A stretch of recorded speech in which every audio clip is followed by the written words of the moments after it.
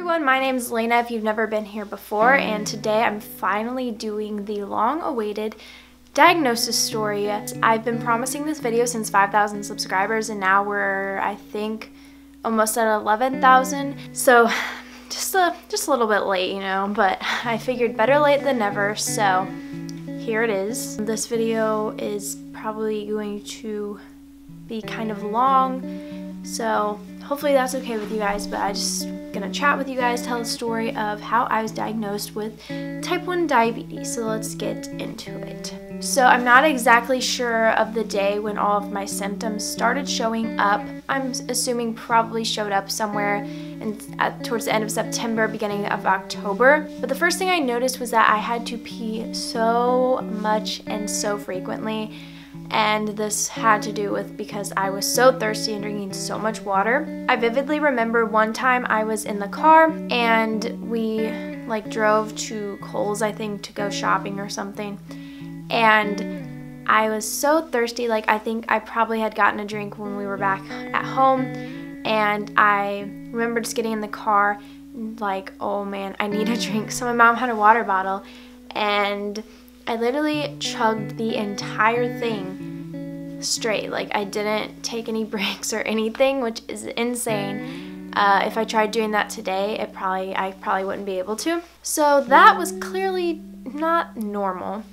And other than those two symptoms, I really did not notice anything else major. I don't remember my stomach hurting. I don't really remember anything else, any of the other symptoms that they say people have. But then again, I think we caught my diabetes pretty early on because whenever I went to the ER, my blood sugar was not high at all, but I'll get into that in just a few minutes. My mom's dad has type 1 diabetes. So my mom and dad knew the symptoms to be watching for in me and my sister because they knew that we had a higher chance since it runs kind of in the family. So they knew the symptoms and they were like, okay, something's not right, because I was peeing, getting up in the middle of the night so often. So they went ahead and scheduled me an appointment. So my doctor's appointment was on Friday, October 9th, and up to this appointment, things just kept getting worse and worse. I had to pee so bad, and it felt so weird because it was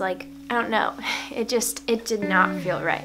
And I couldn't get any good sleep because I had to keep getting up every few hours to pee. It was insane. Another thing actually I do remember was that I started to slim down and lose a little bit of weight. It wasn't drastic like some people I know. It's crazy that it was 20 pounds.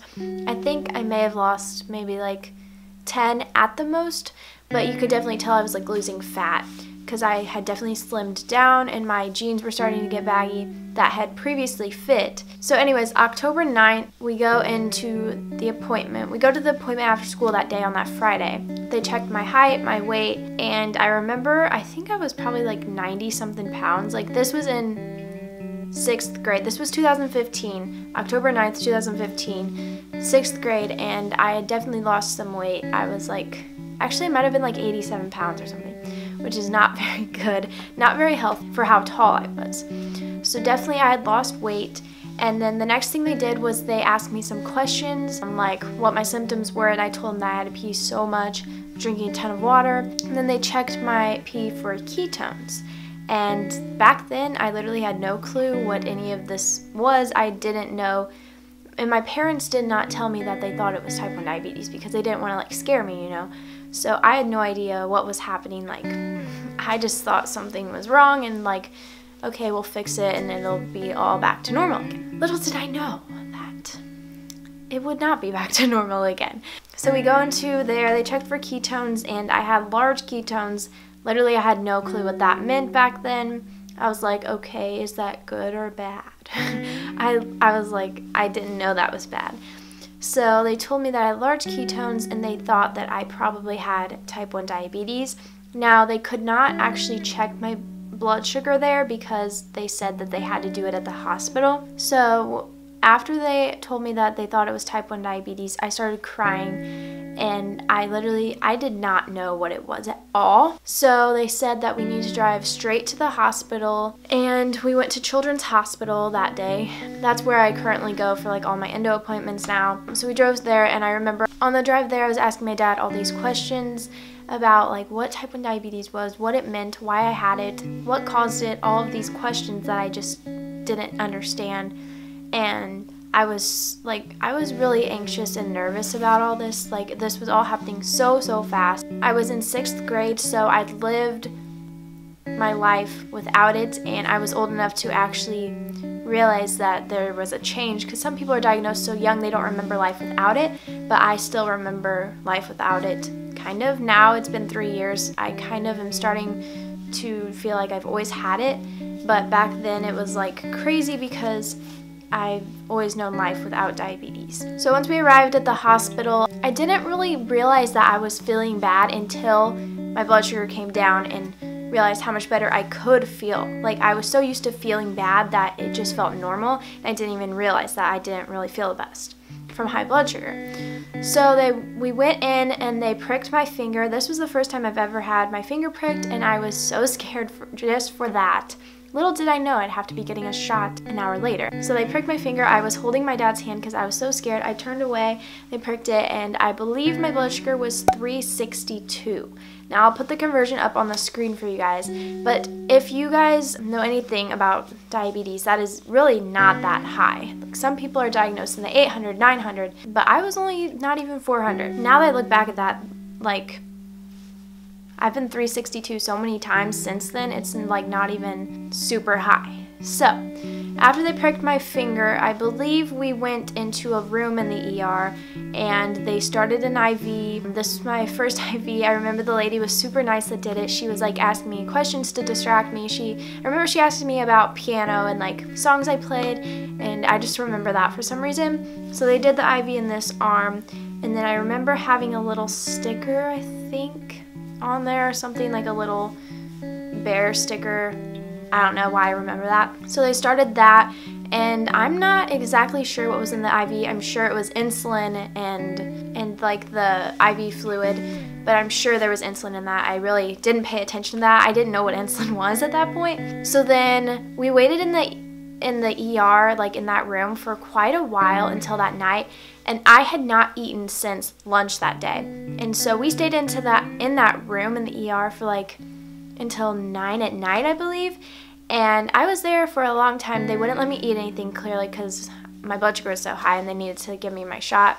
And so finally they had a room ready for me upstairs, like on a different level, not in the ER. And they said once we went up, I would get my first Lantus shot, and this was very confusing because I had no idea what Lantus was.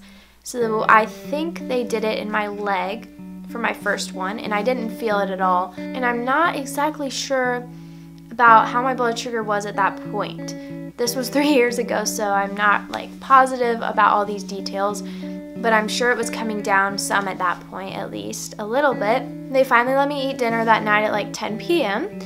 And so I got some dinner, got another shot of, I think it was either Novolog or Humalog. I'm on Novolog now, but they might have done Humalog while I was first diagnosed. But then after that, I slept through the night. They came in like every single hour, checking my blood sugar, checking my blood pressure, all of that fun stuff that's fun to do when you're in the hospital. Alright, my big camera just died, so now we're on my vlog camera. The quality has probably changed, and so has the audio, and I apologize for that. When you're in the hospital, like staying overnight, you don't really get much sleep because they were coming in every hour. And I remember my room this was my first time ever having to stay in the hospital, so I didn't know what to expect. Also, I remember they took me in a wheelchair like from the ER upstairs. It was pretty funny because they wanted to make sure I was okay and that I could walk okay. It was kind of funny.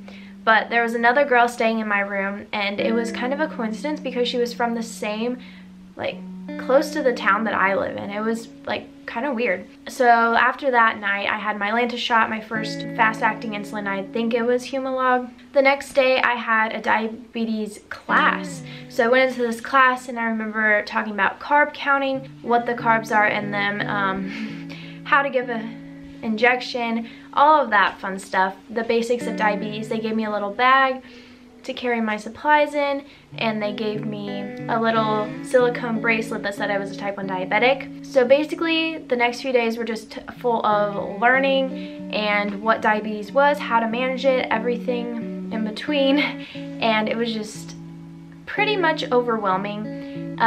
It was a lot of information in a short amount of time, and I literally walked out of there like so much more educated than I was when I got there. It was crazy. Some of my friends actually like sent me presents. That was really nice of them. I think I have some pictures. I'll like insert some of, I don't have very many pictures, but I'll insert some pictures that I do have right here. So the next few days, like I said, were just full of learning and stuff, and I had my first low blood sugar. I remember I started to feel weird because I've never felt that feeling before, and I was like, I don't feel right. And I remember my grandma and aunt were there because my parents had left to like go home because they hadn't been home like to shower and stuff.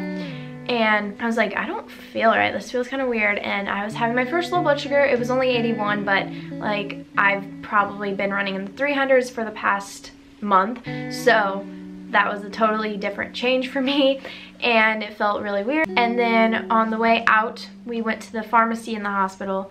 I guess it's like a pharmacy kind of, and we got all of my supplies, my glucagons, my insulin, everything in between. And we went home with this giant bag, and on the way home I was just thinking, that was crazy. And I remember thinking, I'm not ready for this. Like I forgot everything I learned, and I was just freaking out a little bit. But now to this day, I've learned how to manage it, and every day I learn a little bit more how to manage my blood sugar, and each day I'm getting a little bit better, I would think.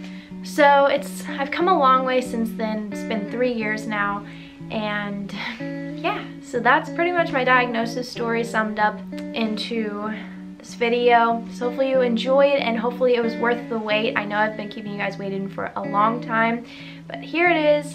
So hopefully you enjoyed. Be sure to give it a thumbs up and comment down below about your diagnosis story. I would love to hear what your blood sugar was like when you were diagnosed. And thank you so much for watching once again. I'll see you in my next video. Bye guys.